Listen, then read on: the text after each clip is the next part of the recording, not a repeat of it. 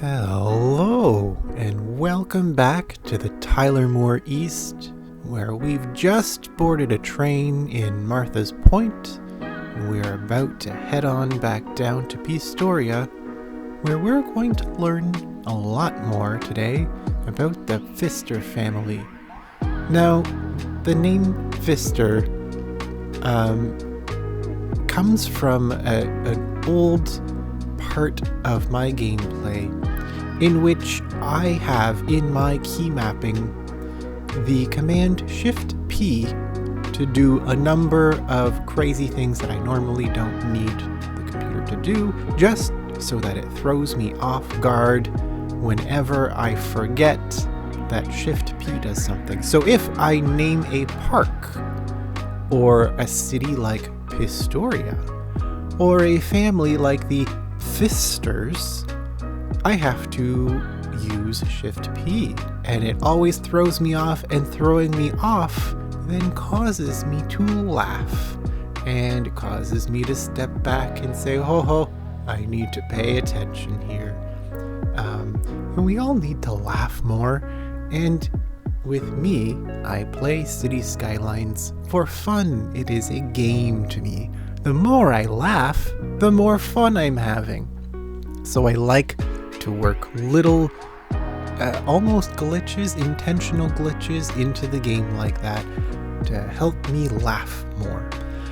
So the Pfister family, I intentionally chose the name to further the irony that there is a silent P that I have to look out for that will increase the number of times that I laugh when I play this game.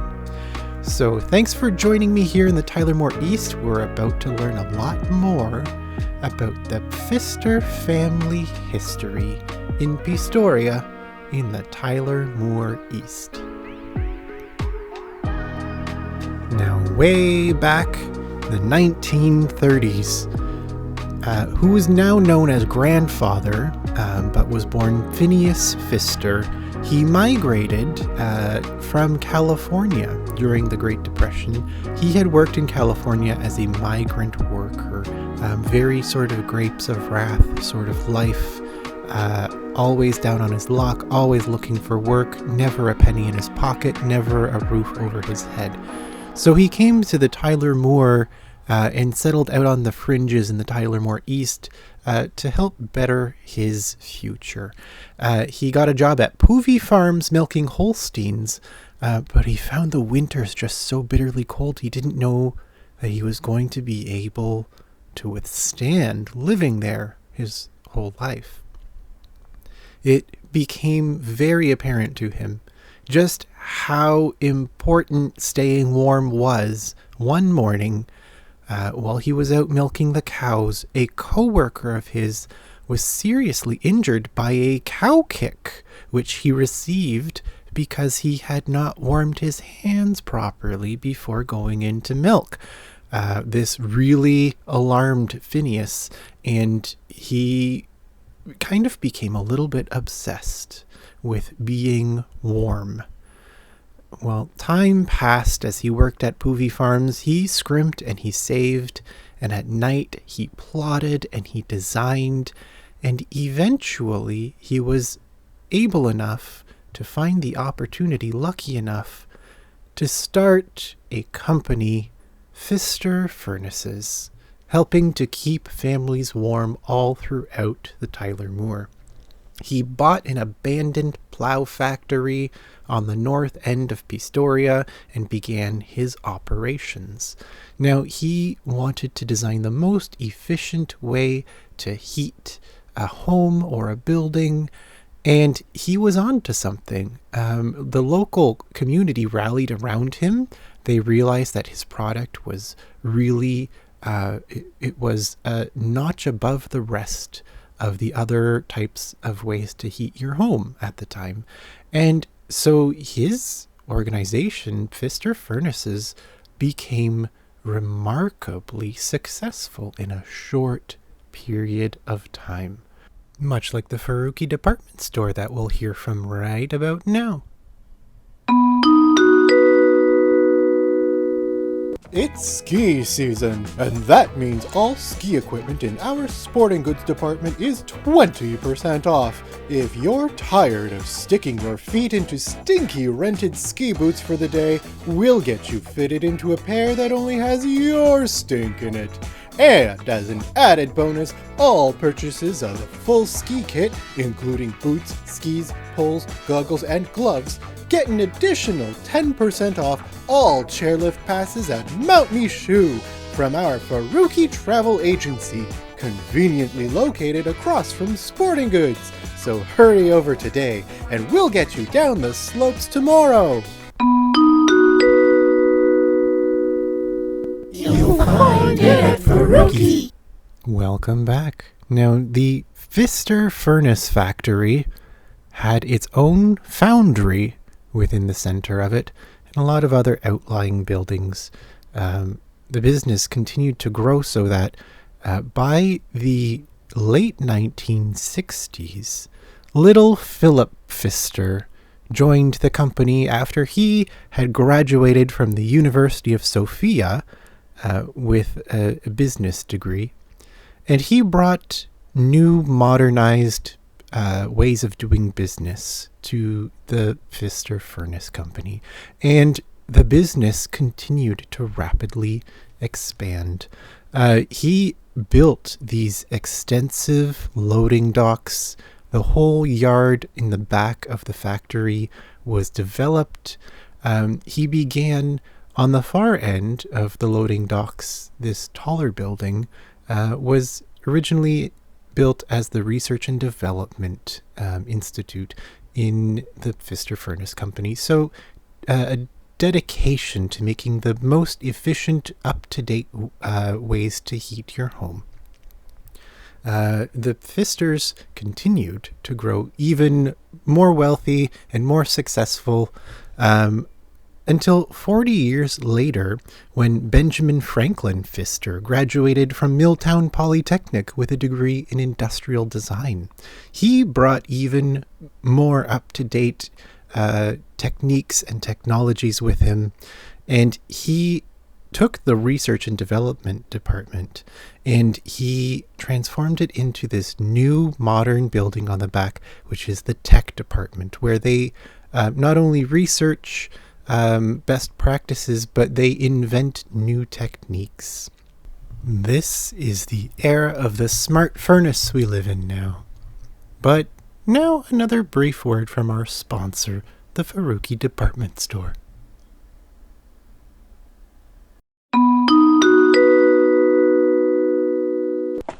Ouch!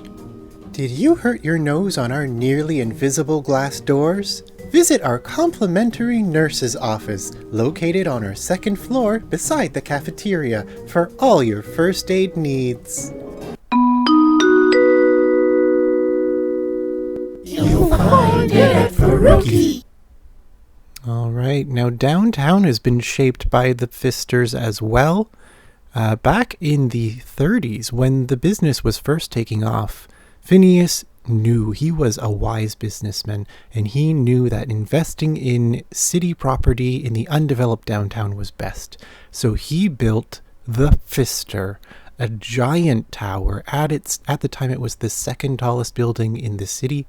It is a giant residential building with homes for all income brackets in here.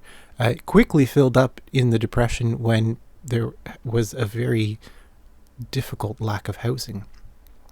Now, later on, as time went by, the war was over, and once materials rationing finished, Mr. Pfister decided to extend the development downtown, and he bought up the parcels next door and built a more modern version as a sort of twin to the first building, to continue this pattern of homes for all levels of people, helping to continue to make the city more affordable to live in. The Pfister Towers are fixtures on the skyline of Pistoria and will stand the test of time for generations to come. Now, They weren't the only things that the Pfisters built apart from their foundry. They also made a great estate.